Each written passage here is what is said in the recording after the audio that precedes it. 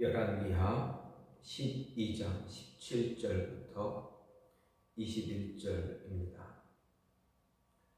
그때 아람 왕 하사엘이 올라와서 가드를 쳐서 점령하고 예루살렘을 향하여 올라오고자 하므로 유다의 왕 요아스가 그의 조상 유다 왕 여호사밧과 여호람과 아하시아가 구별하여 드린 모든 성물과 자기가 구별하여 드린 성물과 여호와의 성전 곳간과 왕궁에 있는 금을 다 가져다가 아람 왕 하사엘에게 보냈더니 하사엘이 예루살렘에서 떠나갔더라.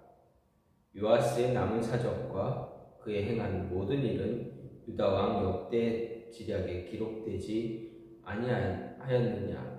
요아스의 신복들이 일어나 반역하여 실라로 내려가는 길가의 밀로궁에서 그를 죽였고 그를 쳐서 죽인 신복은 시므아세 아들 요사갈과 소멜의 아들 여호사바드였더라. 그는 다윗성에 그의 조상들과 함께 장사되고 그의 아들 아마샤가 그를 대신하여 왕이 되니라. 아멘. 오늘 말씀 열왕기하 12장 17절부터 21절 말씀입니다.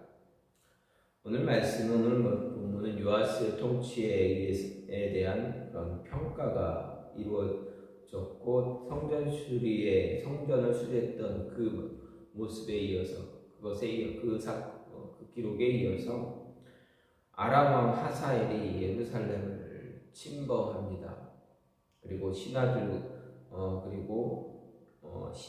남유다 요아스의 신하들이 모반을 해서 요아스를 이제 시해한 사건이 기록되어 있는 것이 오늘 말씀입니다.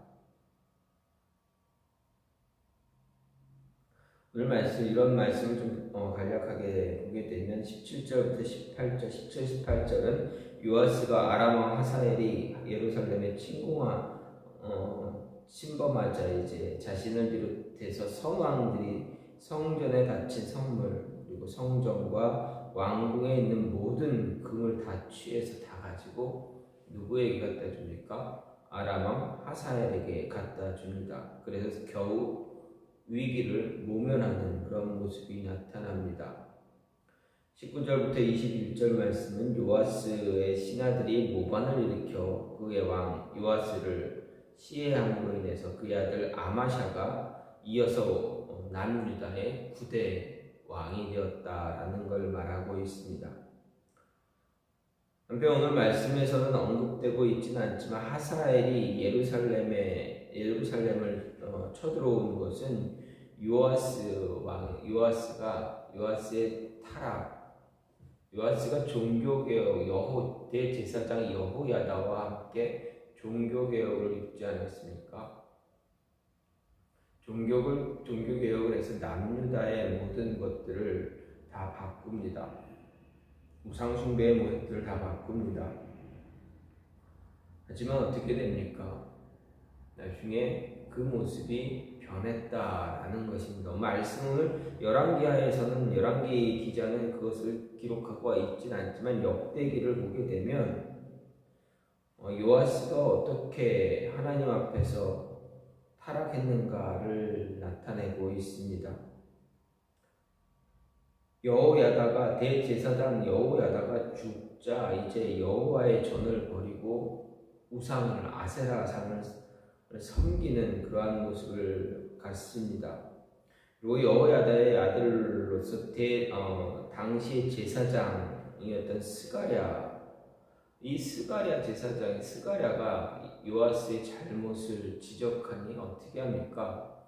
요아스는 하지 말아야 할 행동, 아마 남유다의 왕들 가운데서 아무도 이런 일을 하지 않았을 것 같은 그런 행동을 합니다. 지금까지 선왕들이 하지 않았던 행동을 합니다. 어떤 행동입니까? 제사장을 죽이는, 성전뜰에서 돌로 쳐 죽이는 그런 악행을 저질러 버립니다. 여러분, 이스라엘이라는 나라, 이스라엘 백성들은 아무리 타락을 해도 하나님을 버리고 우상을 섬겼을지라도 하나님의 선지자 또는 제사장을 죽이라고 했을 때 제사장을 죽이는 그러한 사람은 없었습니다. 왜냐하면 하나님의 심판이 두려웠기 때문에 하나님 대제사장, 하나님의 사람, 선지자들을 죽이는 것을 되게 두려워하는 그런 모습을 가졌습니다. 과거에 아주 오래전 과거 이스라엘의 초대왕 사울 왕이 대제사장 당시의 제사장이 다윗을 도와주었던 제사장을 죽이라 했을 때 어떻게 합니까? 병사들이 죽였습니까? 그렇지 않았습니다. 이스라엘 병사들은 하나님의 제사장을 죽이는 것을 두려워했기 때문에 그런 모습 갖지 않았습니다. 그때 사울의 명령을 들은 사람이 누구입니까? 이스라엘 백성이 아니라 이방인이었습니다. 어쨌든 요아스는 당시 제사장이었던 스가랴를 성전뜰에서 돌로 죽이는 그런 악을 저질렀습니다. 이에 따라서 이 모습에 하나님은 요아스에게 대한 심판의 모습으로 아람 왕 하사엘로 하여금 유다와 예루살렘을 침공하게 하신 것입니다. 역대기 기록에 의하면 그의 요아스의 비극적인 죽음 역시 스가랴의 핏값에 대한 하나님의 심판이었다라고 이야기하고 있습니다. 이런 모습을 보면서 이렇게 요아스가 갑자기 악을 저지르는, 하나님 앞에서 악을 행하는 그런 모습을 볼 때 오늘 말씀을 통해서 우리에게 이야기하는 것은 무엇입니까? 우리가 하나님을 떠나는 그 순간, 그때로부터 어떤 일들이 벌어집니까? 어떻게 보면 우리가 당하지 않아도 될 일들을 당하게 된다라는 것입니다. 요아스는 어떤 일을 당합니까? 아람 왕 하사엘이 침범하니 어떤 일을 합니까? 18절 말씀을 보면은 어떻게 합니까? 선왕들, 그의 조상들, 요아스와 그의 조상들, 유다 왕들이 성전에 드린 성물들, 구별해서 드린 성물들을 다 갖다가 바칩니다. 다 이게 하나씩 다 긁어 모아서 성전에 있었던 모든 금들, 자신이 갖고 있는 모든 금들, 왕궁에 있는 모든 금들을 싹 다 모아서 누구에게 줍니까? 아람 왕 하사엘에게 갖다 줍니다.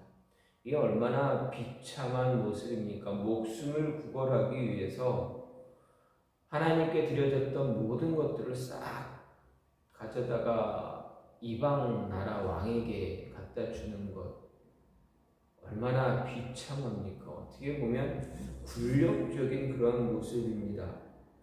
즉 요아스가 하나님 앞에 하나님 앞에 심판을 받는, 하나님으로부터 어려움을 징계를 받는 그 순간이 언제냐? 바로 17절에 그때라는 말씀이 있습니다. 그때에 아람 왕 하사엘이 올라왔다. 그때가 언제입니까? 요아스가 하나님을 멀리 떠나기 시작했던 그때는 언제입니까? 역대기를 보게 되면 그때는 대제사장 여호야다가 죽은 이후에 그부터 대제사장 여호야다가 살아있을 때는 그가 요아스를 이렇게 잘 돌보고 케어해서 주변에 잘못된 신하들, 그들의 조언들을 다 제거했습니다. 하지만 여호야다가 죽은 그 이후 그때부터 어떻게 됩니까? 요아스의 모습이 변하게 됩니다. 바뀌게 됩니다. 아세라 상을 섬기게 됩니다. 우상을 섬기게 됩니다. 하나님을 떠나기 시작한 바로 그때부터 요아스의 삶은 이제 굴욕의 삶으로 바뀌게 되었다라는 것입니다.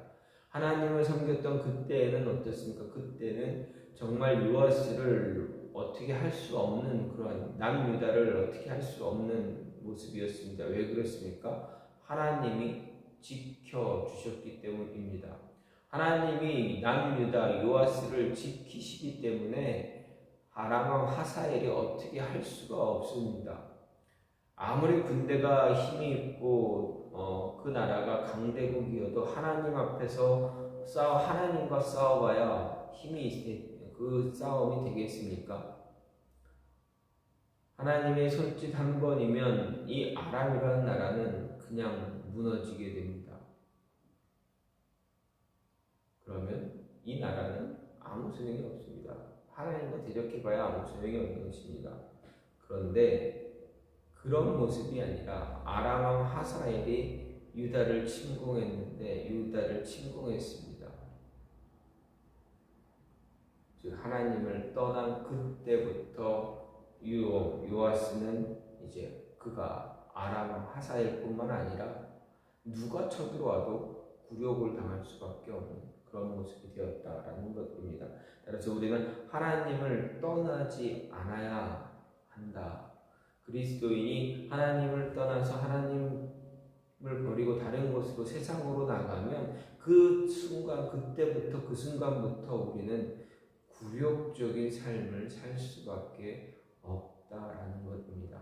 우리는 느끼지 못하고 우리는 보이지 않을지라도 우리는 못 볼지라도 어떻게 됩니까? 우리 삶이 굴욕적인 삶으로 조금씩 변해가고 있음을 우리는 느끼지 못할 뿐이지 하나님을 떠난 그 이후부터는 철저하게 굴욕적이고 농락당한 그러한 삶을 살 수밖에 없다라는 것입니다.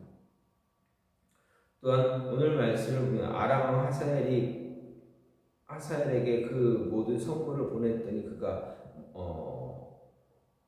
예루살렘에서 떠나갔다라는 것입니다. 이 모습을 보면 하나님이 요아스를 어떻게 심판하고 있는가를 볼 수가 있습니다. 성전을 보수했지만 마음을 지속적으로 보수하지 못한 그 결과가 어떻게 나타났는가? 종교개혁을 시작을 했습니다. 종교개혁을 하고 성전이 이제 우상을 숨겼던 그의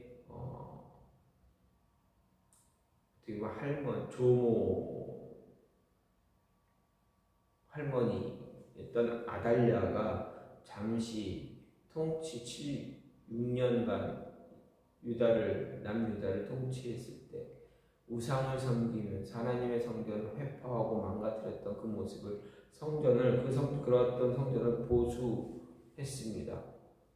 그리고 대제사장 여호야다가 죽기 전까지는 모든 것이 다 하나님의 뜻대로 하나님이 원하는 모습대로 나라가 바뀌었고 요아스도 하나님 앞에서 정직하게 행하는 그러한 삶을 살았습니다. 그런데 어떻게 됩니까? 여호야다가 죽은 이후에 요아스가 변하게 됩니다. 이 모습은 성전은 눈에 보이는 하나님의 성전, 거룩한 성전 건물은 보수가 잘 되었지만 마음의 성전, 우리 영적인 성전은 자신의 요아스의 마음은 어떻게 됐습니까? 지속적으로 보수가 되었습니까? 그렇지 않았습니다. 눈에 보이는 건물, 그 성전은 어떻게 잘 보수되어서 흐트러짐이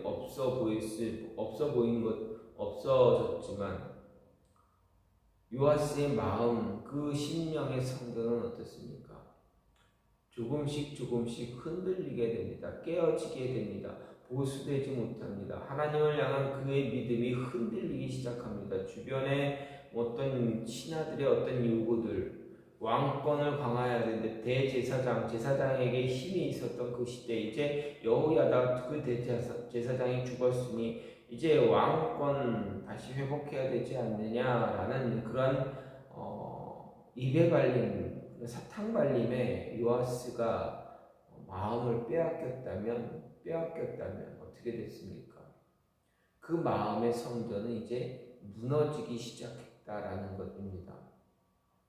오늘 말씀 이후에 보면 또 역대기를 보게 되면 요아스가 여호야다가 죽은 뒤 그가 변하게 된 결정적인 이유는 왕권 강화를 위해서였다라는 것을 이야기합니다.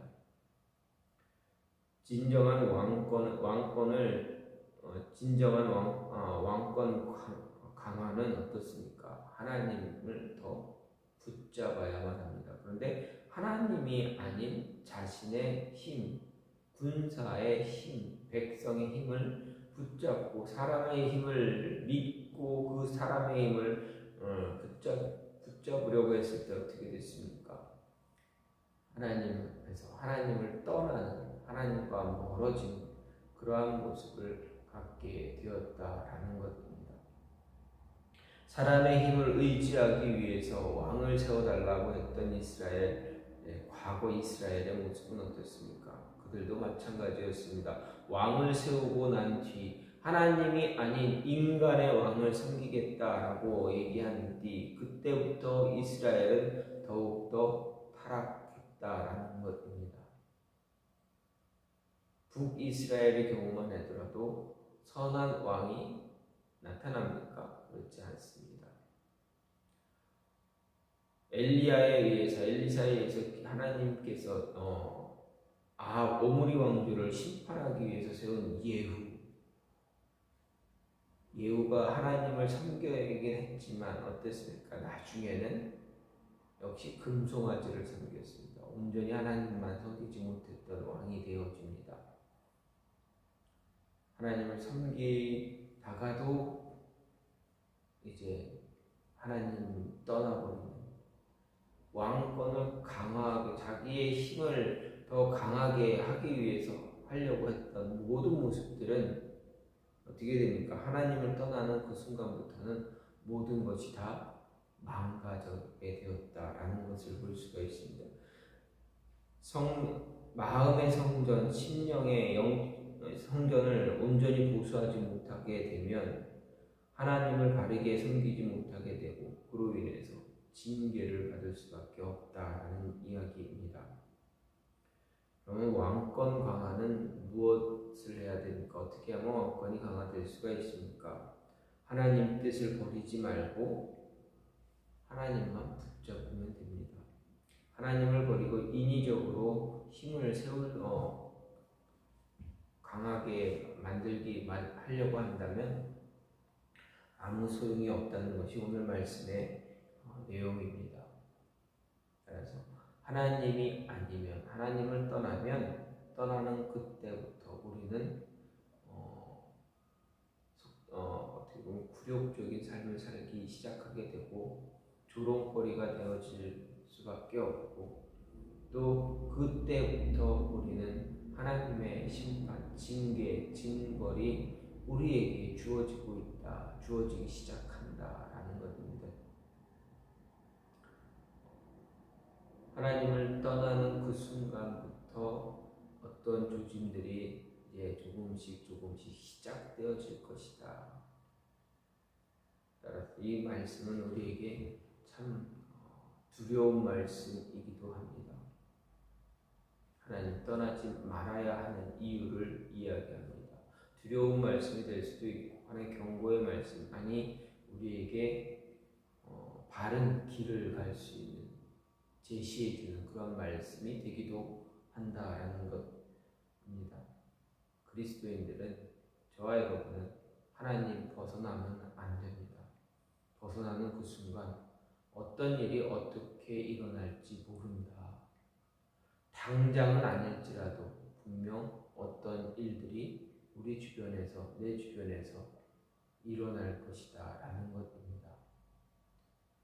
그 모습이 있다면, 그것을 알고 있다면 여러분, 하나님 곁을 떠날 수가 있겠습니까? 예를 들어서 우리가 하나님과 멀어지는 그 순간부터 하나님은 우리의 자녀들, 내 건강, 부모님의 건강, 혹은 내 아내의 건강, 아니면 자녀의 어떤 건강이 조금씩 망가지기 시작할 것이다 라는 것을 알게 된다면 하나님 떠날 수가 있겠습니까? 두려워서 떠날 수 있겠습니까? 그렇지 못합니다. 아마 떠나지 못할 것입니다. 조금씩 어딘가 삐걱대고 무너지고 망가지고 있다라고 생각된다면 그 두려움 때문에 어떻게 떠나겠습니까? 돌아올 것입니다. 그러나 우리는 그거를 느끼지도 못하고 캐치하지 못하고 너무 나중에 그것을 알게 됐을 때는 너무 멀리 왔다라는 것을 깨닫게 됩니다. 그런 모습이 우리 안에 있지 말아야 한다. 너희는 그런 모습 갖지 말아야 한다라는 그러한 경고의 말씀이 오늘 말씀에 있습니다. 여러분, 하나님 멀리하지 마시고 더 가까이 할 수 있는 모습, 그래서 하나님의 은혜를 더 많이 누릴 수 있는 모습 가지시길 간절히 소망합니다. 이 시간 같이 기도하길 원하는 하나님, 우리가 하나님 떠나기 시작하는 그때 우리의 삶은 이제 굴욕적인 망가지는 삶이 됩니다. 하나님 떠나지 않도록 주님 붙잡아 달라고. 눈에 보이는 성전은 보수하지만 마음의 성전이 지속적으로 보수되지 않는 그러한 모습 갖지 않게 달라고. 눈에 보이는 것보다는 우리 마음의 성전이 더 먼저 보수되어서 하나님만 붙잡고 나아갈 수 있는 그런 하나님의 자녀들 될 수 있게 해달라고, 그러한 교회 될 수 있게 해달라고 시간 기도하시고, 교회의 비전을 위해서, 나라를 위해서, 가정과 자녀들을 위해서, 그리고 목요일 날 있을 이 수능을 준비하는 자녀들을 위해서 이 시간 같이 기도해 주시고, 특히 교회에서는 2명의 자녀가 있습니다. 이 2명의 자녀 예은이와 지수, 하나님 이 2사람 지켜주셔서 이 시험을 수능을 잘 치를 수 있게 해달라고 같이 기도해 주시고 개인 기도로 마무리하는 시간